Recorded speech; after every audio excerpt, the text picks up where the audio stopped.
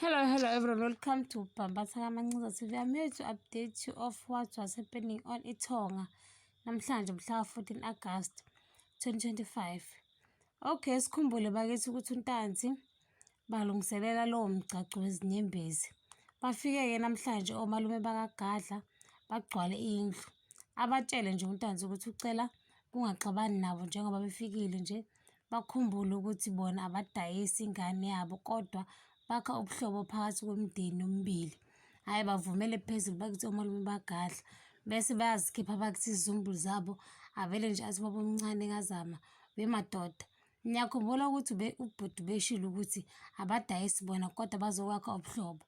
Wavele umalume kaGadla atshela ingane yakhe ukuthi akhiphe enye imali bese iyayikhipha nayo ivele igcwale epletini ize ichithekele etafuleni. Ahleke bakithi ahleke kancane bakithi uTazi nomfowabo.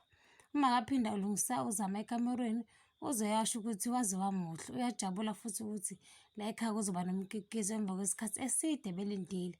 Lapho esibheka uzama akekho nje sidalo kule nto ayikhulumayo. Aqhubeka athi kodwa hhayi ukuthi sesilinde umgcaco wezinyembezi. Asilinde umgcaco wezinyembezi. Asho yena ukuthi wayezitshela ukuthi uzothola umuntu amthandayo futhi azohlezi ejabulile naye.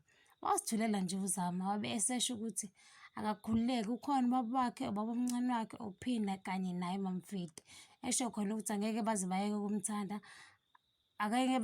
ukumthanda azivalele umlomo nje uzama. Kuthe kusenjalo bese kucela ukubona umakoti wakozungu. Phela ngithi sebezishaye zaphelela sebefuna okungokwabo. Hhayi abizwe bakithi amantombazane aqhamuka amathathu ezimboze ngezingubo. Asukume umalume kaGadla ngeqholo elikhulu phela esho khona ukuthi yena wayeyinsizwa ngezikhathi zakhe akadidwa nje umuntu wesifazane. Hhayi amvule okokuqala kungabe uyena phela uzama. Aqhubekele phambili ajabule ujabule njalo lento ayenzayo uyizwa egazini. Avule okwesibili hayibo akusiyena futhi aqhubekele phambili hayibo mami shani nowesithathu akuyena. Avele asholo phezulu umalume kaGadla athi kanti senziwani ekhaya ngempela. Okokuqala nasihupha ngesibhamu manje thina senze iy'limi. Avele athuke noNtanzi ngalana ukuthi kwenzakalani. Amemeze kakhulu uFaith angasabeli aphinde amemeze aze ayongena erumini lazama. Akekho noma uMamFedi akamtholi abuze uNtanzi ukuthi uphi uzama. Asho uMamFedi ukuthi uthe ucela amuphe isikhathi esincane yedwa. Wabuza ukuthi uphinda uNtanzi lutho nophinda kubonakala nangokhala akudinwe kakhulu kunakuqala atshela umfowabo ukuthi akatshela amabhudigadi akhe ukuthi abafune baze bathole uzama nophinda. USanele ubize uGadla ukuthi bazoxoxa nangempela-ke afike uGadla bakithi. Hhayi uSanele atshela uGadla ukuthi usekhathele ulokhu exabana naye.